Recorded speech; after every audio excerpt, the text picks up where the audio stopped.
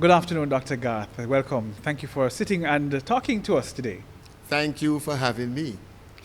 You know, you are a man whose life is a map of service.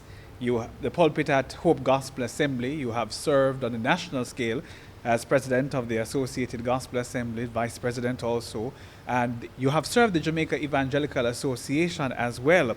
Um, Take us through all of that. But before we get to the titles and all the accolades and the responsibilities, tell us about the man, Peter Garth. Where did the journey start when you connected with the Lord? When was that calling? Well, that goes way back.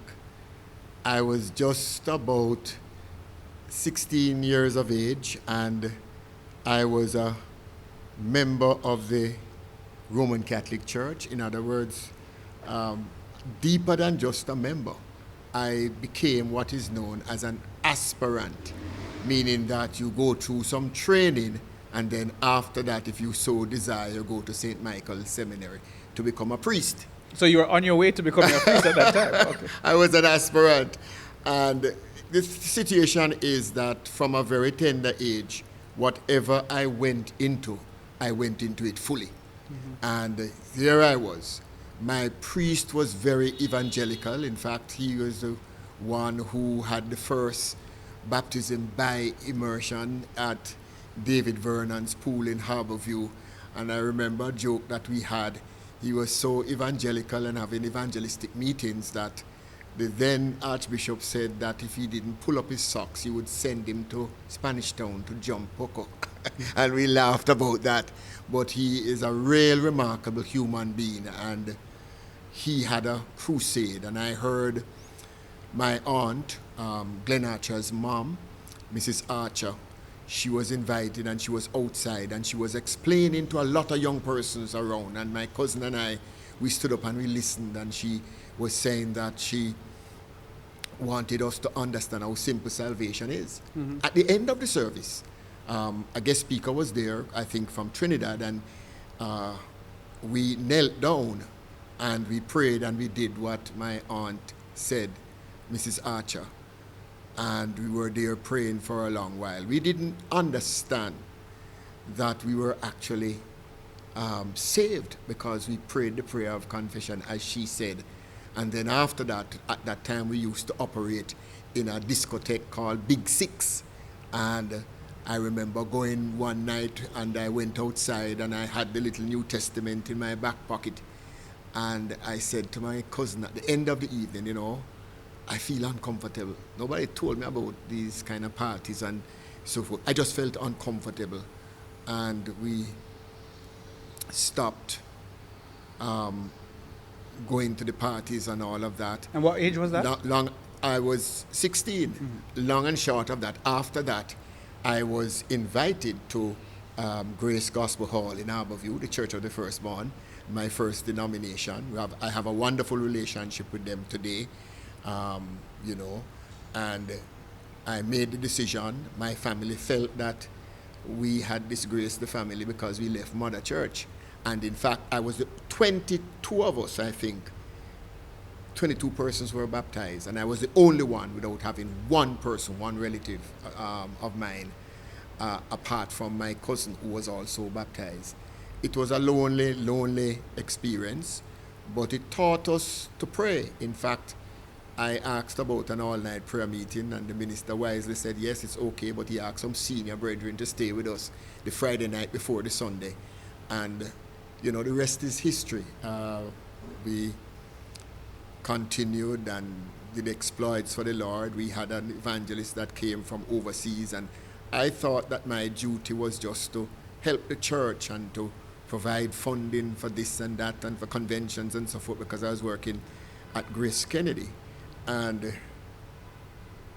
the night when he came up, I mean, he's a real sharp. I've never seen anybody with the gifts like that, sharp as a razor.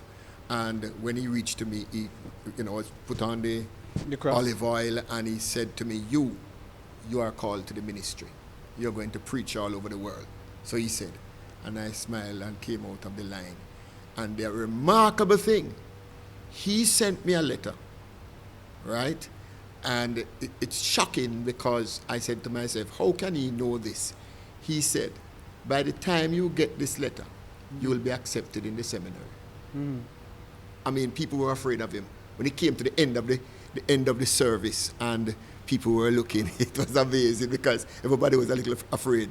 A young lady said to me, I'm going to test him. And she stood up and she said, I have migraine headaches. He said, sit down, you don't have migraine headaches. They were afraid of the man, literally. And I invited to his church, Missouri. And I tell you, the man is as sharp as a razor. He was a rock star and great musician. And the Lord saved him and gifted him in a very miraculous way. And that is why I have said to persons, I've seen this thing in operation. The greatest one is that he came to the end of the crusade and he said, I have something sad to say. And everybody looked at him, rapt attention, and he said, before the week is over, somebody is going to die. Some people say, somebody might die. He said, I'm going to get a little closer. The person who is going to die accepted the Lord during this crusade. There was a young man and a young lady, they were engaged to be married, and the Wednesday she died. So people took him. There are a lot of persons, Church of Firstborn, they know him. Chambers is his name. And whenever he came to Jamaica, he was as sharp as a razor. I've never seen anything like that. Some persons like from Shooters Hill and think, I said, the man is into obia. So when you got that letter, you were in seminary? When I got that letter, I had received letter from the seminary that I'm accepted. And I went and I showed it to my cousin and he said, this is impossible. Cannot be. And so shall it be. And the whole thing was miraculous. The morning when I was going to hand in my resignation, my boss called me before and told me that they are giving me a promotion. And when I told him, I'll never forget the expression on his face, he rocked back and he said, we are going to lose you. And I said, yes. But one of the things that baffled me is that I said to myself, how am I going to go to seminary? But the school fee at that time, when I entered the seminary, was $75. $75 a term. That's a joke now in comparison to what it is right now. $75. And I said, I'm going, and I have no support from my family, but every step of the way, the Lord provided. So you went through seminary. Yes. And then how did you engage with the Associated Gospel Assemblies? Well, from I was in third year, I was like, it was a big joke at the seminary because while even I remember one time there was a week of exams, and I'm driving. At that time I was in fourth year. I'm driving to St. Mary in a May Reach car. Brakes not so good. And I am driving there to preach in Buff Bay and to come back and study and come for exams. And people used to tease me and say, no man, you are a full-time evangelist and a part-time student. And it was actually the other way around. So I was involved a lot, and while at seminary, it was abundantly clear. My thing was not so much the pastorate, but to be involved in evangelism. And I was heavily involved in evangelism. And when I got to third year, Pastor Curtis Cole, former chairman, late, great, and very venerable, he used to have a crusade for 2 weeks every year. And first of all, he invited me to speak 2 nights. Then, he had different speakers. Then he invited me. I would go as much as 4 or 5 nights while I was in third year, then final year. And afterwards, my denomination said to me, listen, now that you are a graduate of the seminary, we want you to teach certain things. And I said, no, I can't do that. I've never touched them. That if you wore a ring and you're not married, it's not allowed. You couldn't process your hair. You couldn't wear a bell-foot pants, things like that. And I said, no, I can't do it. And long and short of it, I had to sorrowfully resign. And when I resigned, I was getting married. I resigned in about, it was the end of November of one year. I'm getting married in February of the following year. And my wife, when she had left seminary, she was the manager of SCFSU, and she had resigned. So when the both of us got married, we were unemployed. Not unemployable, but we were unemployed. And I left, and there were a few denominations that were inviting me to come, including the missionary church. And my father-in-law was the vice chair of the missionary church. And he said, yes, it's a possibility, but he didn't push me to go down that road. And Pastor Cole was saying to me, yes, there is an opening. We could have a national evangelist. There's a position. And Pastor White was saying, yes. That's Henry White. Henry White. A remarkable human being is God. But he wanted me to come to Rehoboth. Pastor Cole wanted me to come to Calvary. And they said, all right, it's your decision. Long and short, I chose Calvary. And so I went to Calvary as my base and went all around week after week, running like 6 weeks, 7 weeks straight of crusade meetings, which was reckless. I should not have done that. Why you said that? Because it takes its toll on the body. For instance, when I just left the seminary, one night a call came to me from my mother, and she was crying on the other end of the line. It was a time when Pastor Cole and myself, we were fighting against communism, and some horrible person did a very rapacious act. They called my mother and told her that they were going to shoot me in an open-air meeting. Wow. Because we are hitting out on this communism business. The days when certain persons were saying that they would walk hand in hand with Castro off the Blue Mountain, and the strangest thing is that I was on St. John's Road for a crusade for a week open-air meeting. And I started that.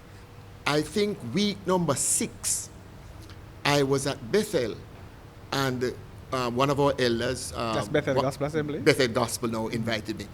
Elder Kermit had to give me something that was equivalent to a vitamin shot, something that came out of England called Orovite, because he sensed by the time I got to Tuesday that there was pressure on my body, because I used to preach hard, very hard. I'd put my all in it, and I felt weak. I used to preach not from my throat but down here, and as a result of that, my voice was there, but he could sense that I was weak, and I needed that Orovite, that vitamin shot, and that was week number 6. I recovered a bit and went on for 7 weeks, but I said to myself, I'd never go 7 weeks straight again. And some persons advised me that the late, great, and very venerable Dr. F.S. Bent, the overseer of the church I first born, he said, no, don't do that. You have to take your rest, take your breaks, because you are not teaching, you are preaching. And you perspire a lot, and you're losing a lot of electrolytes and all of those things. But and you're recently married too as well. Oh my goodness, those were very challenging days. I remember an incident in the Associated Gospel Assemblies where I was doing about 3 weeks straight. My wife, I would come in on Wednesday and come back on Thursday night, and she would follow me down for Friday and stay until we got back, mostly on a Sunday night. And I went to Kempsey, and something happened that was very miraculous. There was somebody who was mixed up in this ritual down there, the Indian thing, and there was a lot of noise in the church tonight. And the person, afterwards I asked, why was there so much praising and shouting? They say, you don't know what happened tonight. A key person in that thing got saved.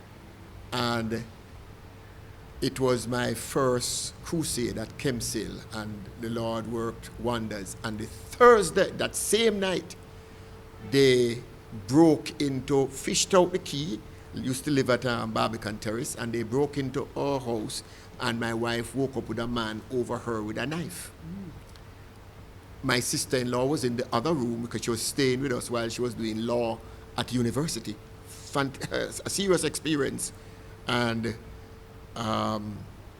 she said she was so frightened. They had a whistle system, and she said the man got a little nervous when she jumped up, and he ran downstairs, and she tried to blow the whistle, and the whistle couldn't blow. After a while, a little thing came out, and a gentleman who was near to us, he had a firearm, and he ran around the back and said he saw the man running.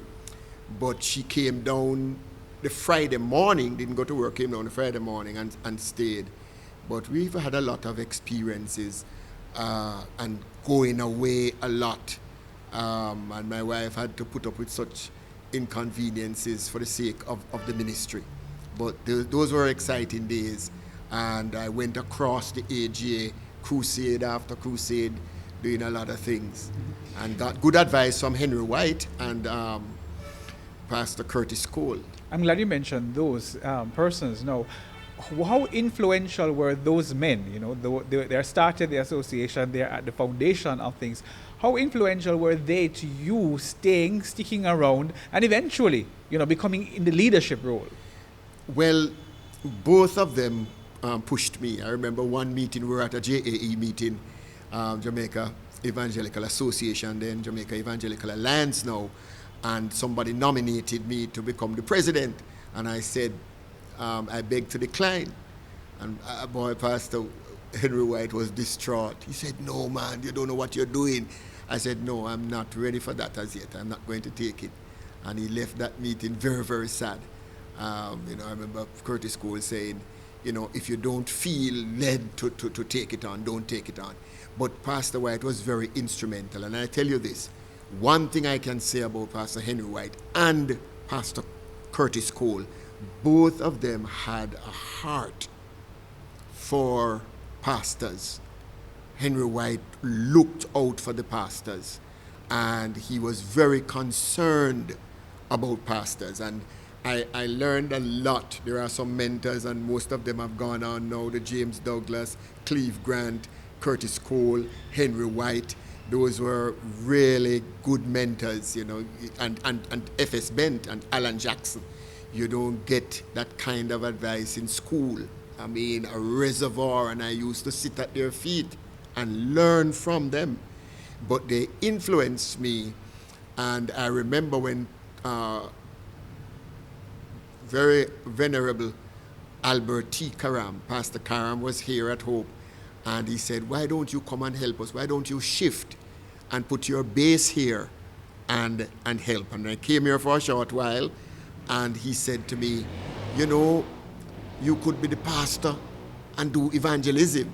Mm-hmm. And long and short of it, I ended up being the pastor here, and I've been here for 40, maybe about 45 years. Wow. You know, but they had an influence on my life. I became close to Pastor Cole and Sister Hazel Cole, and you know, she was a gentle giant of a woman, and it was a pleasure for me to go there and to sit and to talk.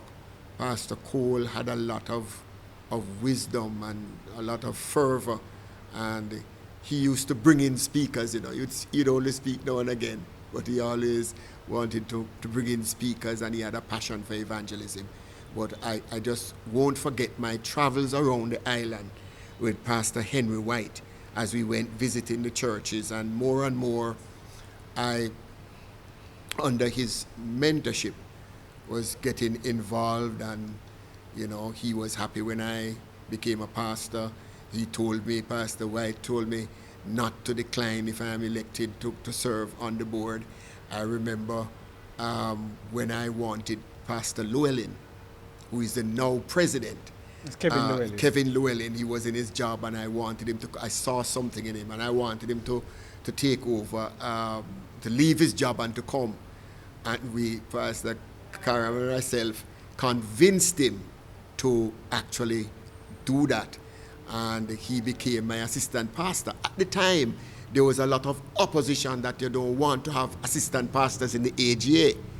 And I remember at an executive meeting, Pastor Curtis Cole said, well, I think it's a good idea.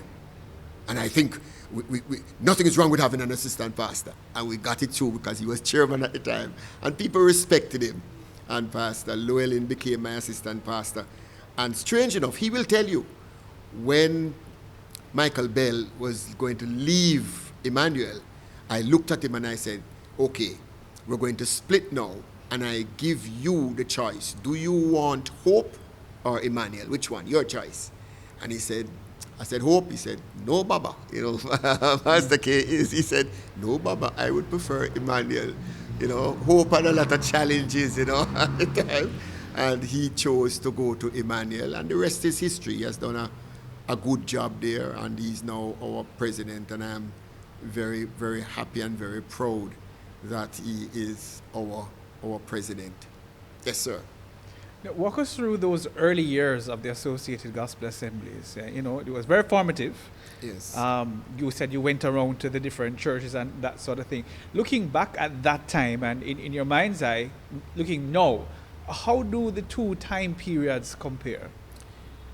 Let me tell you, I reached a little late to a general council meeting, and the first evening was at Rehoboth, and it was when the association changed from having a chairman to the president. When we got there, instead of us having general council, it was turned into a prayer meeting. The Lord just took over everything, and when I walked in, Pastor Donovan Cole said to me, just follow the leading of the Lord. And so I went in and followed what was happening, and it was prayer. And the long and short of it, they said that we should have a retreat. And we went on a retreat, and Elder Kermit Tucker and myself were instrumental in writing a constitution and job descriptions, you know, looking at the constitution and job descriptions, having now a president and a vice president. And there was the transition, and I became the first president. But what we had written, I had written it up that you could serve 2 years each time. The tenure was for 2 years, but you could serve a maximum of 6 years. And I went to 6 years, and they asked me to do another 2 years. And I did the 2 years, and it took it to 8.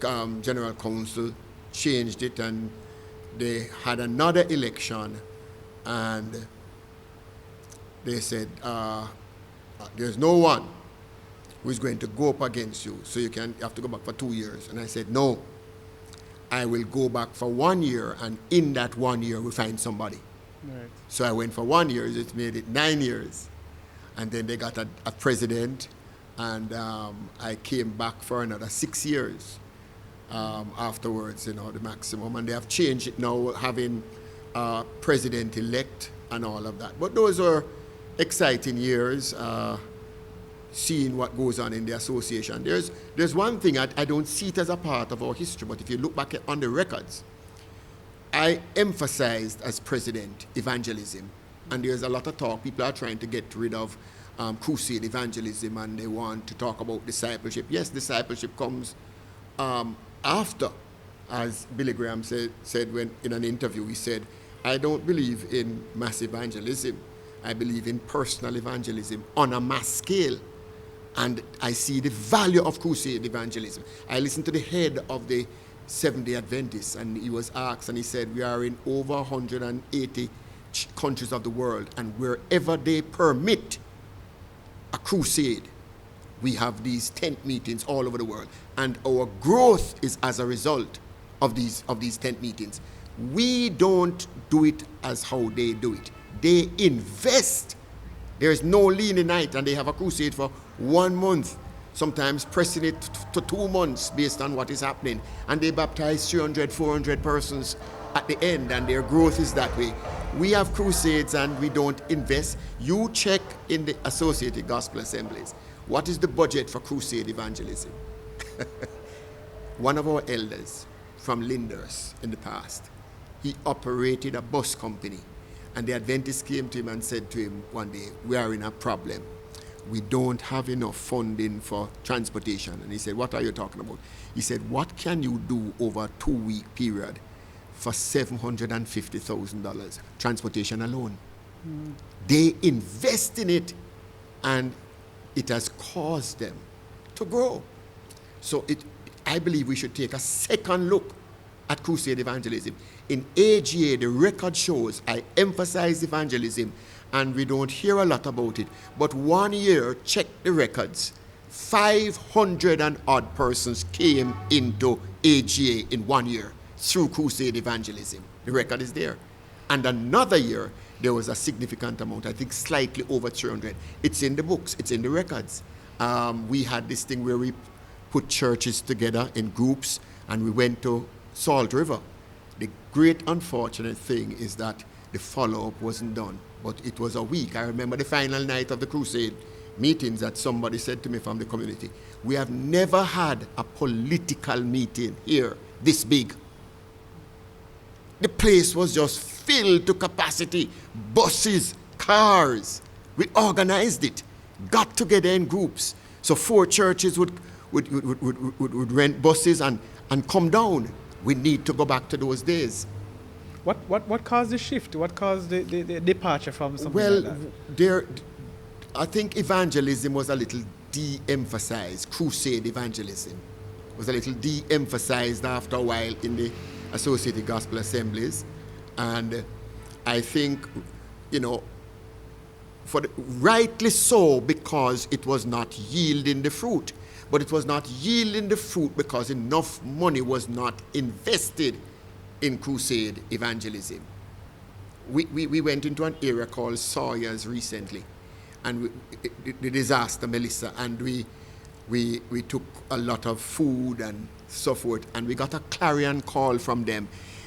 I understand it is a tough area and in Jamaica, because one of our deacons at Linders who came down to said, Pastor, you don't know what happened here tonight. And I said, what? He said, this area is a tough area in Jamaica. People don't come forward and respond to gospel like that.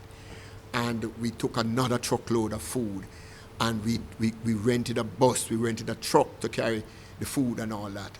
And the people came out and they were waiting on us. We were a little late in going down because of some challenges. But 49 persons accepted the Lord, including the 3 police officers, the commander and the 2 other officers, who came to lead us in, and they were there until the end, and they accepted the Lord also. So there is something about crusade evangelism. And when you, as Billy Graham says, when we asked him in 1983 about, social outreach and the gospel, he said, listen, sometimes you have to put a gospel track in the center of a hamburger. And I understood what he meant. You can get to the people when you show them that you love them, feed them. The late, great, and very venerable Dr. E.V. Hill, he was going to preach the final sermon at the Lausanne conference. And when he was walking up, the people on one side, they were saying, feed them. And the people on the other side were saying, win them. And his message was, win them, disciple them, and then feed them. But it's involved, feed them. And so I want us to get back to evangelism, not just crusade evangelism, but all types, friendship evangelism, and the one-on-one evangelism, which is very effective, because Billy Graham was right. A mass crusade creates the opportunity for the one-on-one. That's why he says, I believe in crusades. On a mass scale. Yes. Yes, on a one-on-one basis after you gather the crowd, because a crowd will attract a crowd. Mm-hmm. And once that happens, it is good. Yeah. I believe in personal evangelism, to be exact, on a mass scale. And it works. We have seen what happened in the stadium. I have persons, coming out of leaders out of the 1980 crusade with Ralph Bell at the National Stadium, the Louis Palau crusade, Barrymore crusade, persons who are still in church out of those crusades, because you take them and then you disciple them, Yes. Your presidency spanned several years and many changes during the course of those years within the association and within the landscape of the Christian community. What would you say is your lasting legacy, having sat at the helm of the association? I think one of the things that stands out, it's just a part of me to have a great concern for the pastors and to look out for their welfare, and to have seen them grow, to have had persons come in here for their internship and going out, and they are being effective now, and the changes that were made. When I came to Hope, you weren't allowed to use a tambourine. You weren't allowed to clap in the morning service. I had persons who practiced, and I can tell you, for almost 2 years. And I remember them coming to me and saying, dance group, what's going on, I said, hold on, sometimes change takes time. And today we have, the group We DFC, We Dance for Christ, and we have the young dancers, the older dancers. And the dance ministry is a tremendous ministry. I look back and I thank God that we were patient.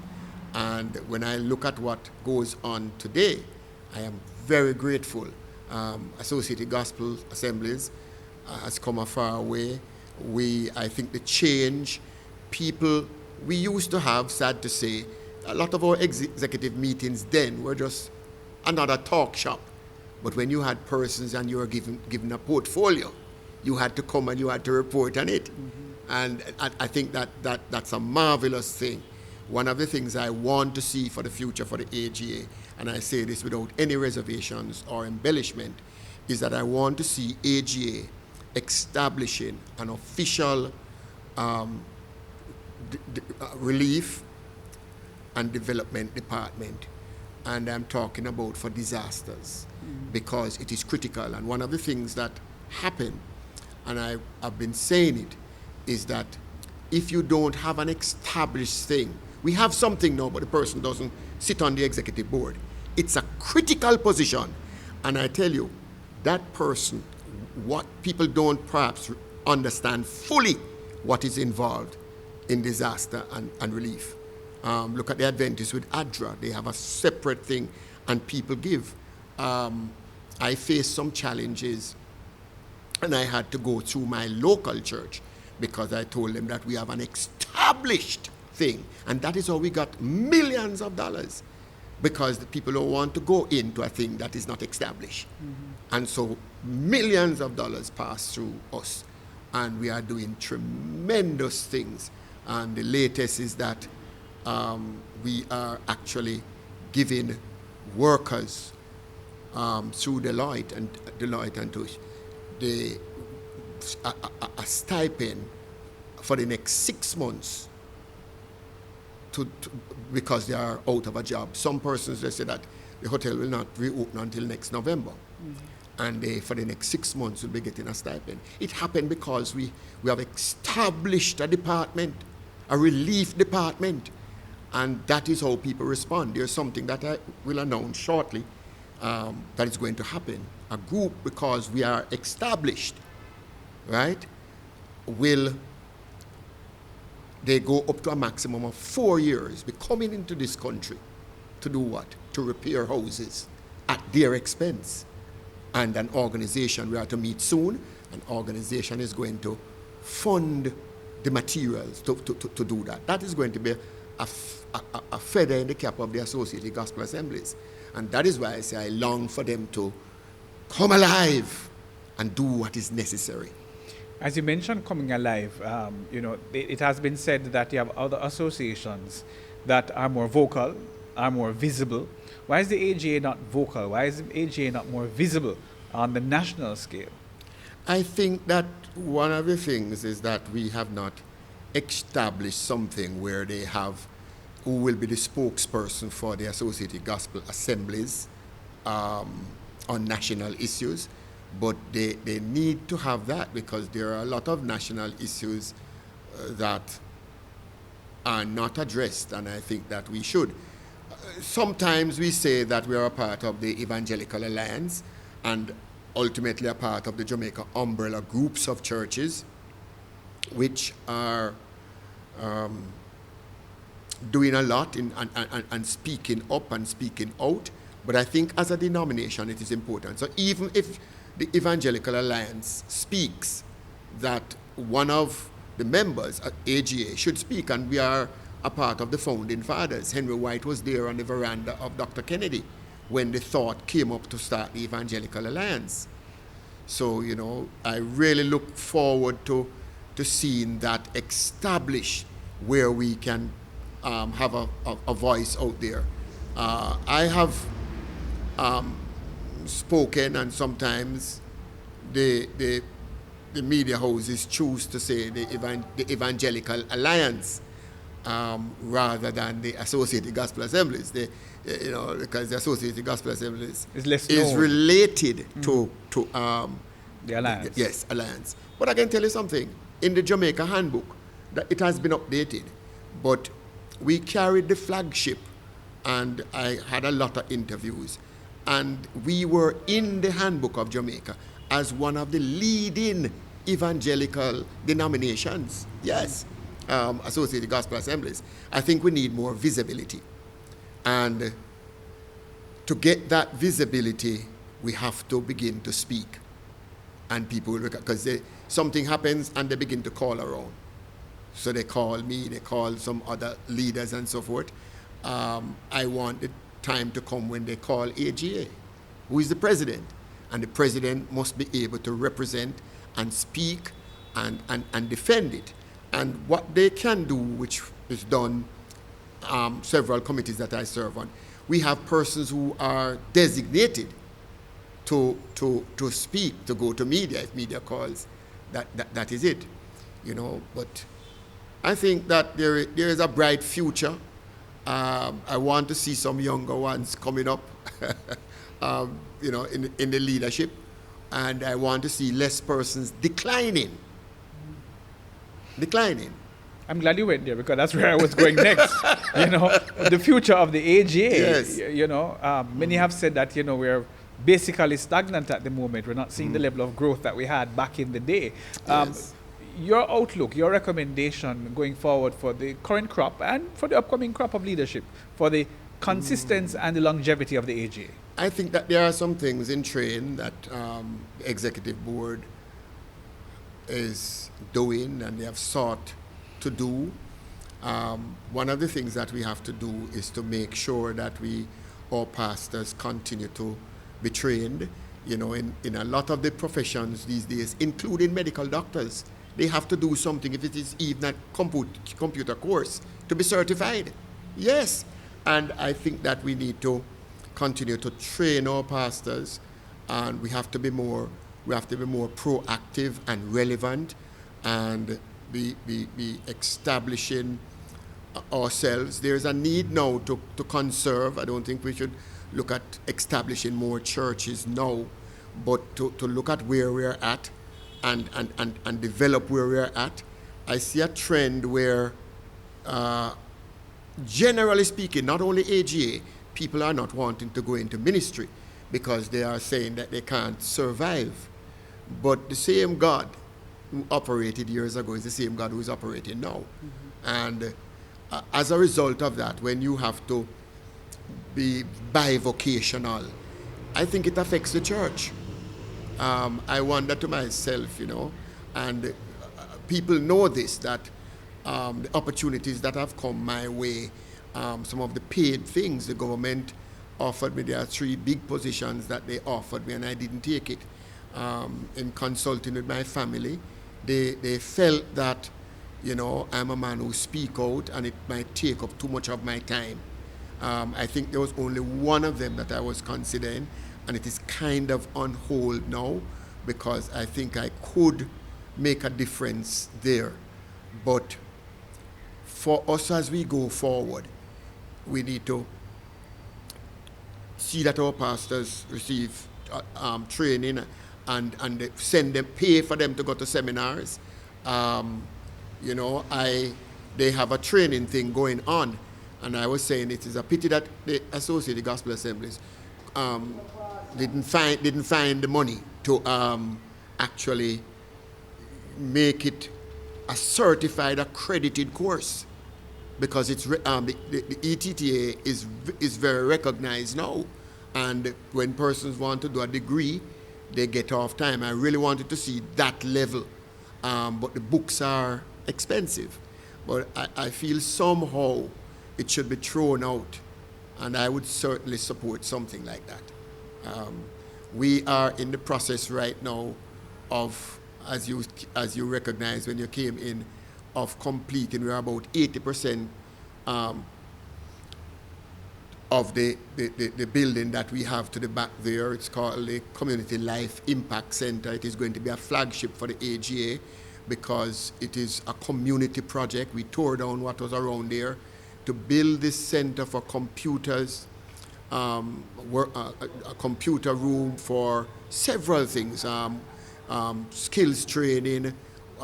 We have a fantastic back-to-school thing, and for you to get a scholarship, you have to have 80%, and the children are doing well. I'm thinking that what some people say, no, of raising it, because people who were down in their 50s and late 40s, they've reached up to the 80 because they want to get the scholarship. Of course, the parents, these are poor kids, tell them that they have to do well. So I see a future for the AGA, because you have some good leaders, some good men and women who are there. I hope to have the opportunity, I'll get the opportunity to share some things with the leaders of the AGA and our pastors in particular, because I have a wealth of knowledge and in terms of experiences. And I have said recently that I was the longest serving person on the executive board and now the longest serving pastor in all of AGA, including the churches abroad. And I don't think I should sit on my experiences, but to share them and help them, or pastors or leaders, as we move forward. Well, Dr. Garth, thank you so much. Truly appreciate the wealth of knowledge and experience and information that you have shared with us today on this program. And I'm sure that we'll take this and run with it and ensure that the AGA grows from strength to strength. Thank you so much. Thank you for having me. It's a pleasure. And we just scratched the surface. Well, thank you for joining us. We have had as our very esteemed guest, the Reverend Peter Washington Garth, pastor of Hope Gospel Assembly and past president of the Associated Gospel Assemblies, and it was a wonderful interview. Join us next time when hopefully we have you in the seat.